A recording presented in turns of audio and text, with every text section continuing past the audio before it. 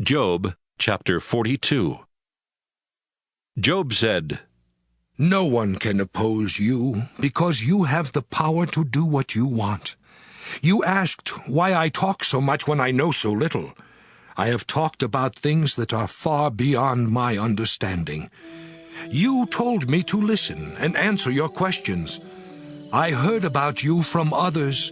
Now I have seen you with my own eyes. That's why I hate myself and sit here in dust and ashes to show my sorrow. The Lord said to Eliphaz, What my servant Job has said about me is true, but I am angry at you and your two friends for not telling the truth. So I want you to go over to Job and offer 7 bulls and 7 goats on an altar as a sacrifice to please me. After this, Job will pray, and I will agree not to punish you for your foolishness. Eliphaz, Bildad, and Zophar obeyed the Lord, and he answered Job's prayer. After Job had prayed for his 3 friends, the Lord made Job twice as rich as he had been before.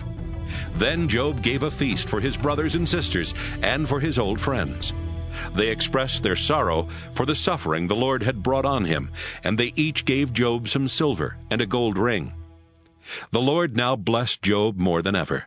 He gave him 14,000 sheep, 6,000 camels, 1,000 pair of oxen, and 1,000 donkeys. In addition to 7 sons, Job had 3 daughters, whose names were Jemimah, Keziah, and Keren-Happuch. They were the most beautiful women in that part of the world, and Job gave them shares of his property along with their brothers.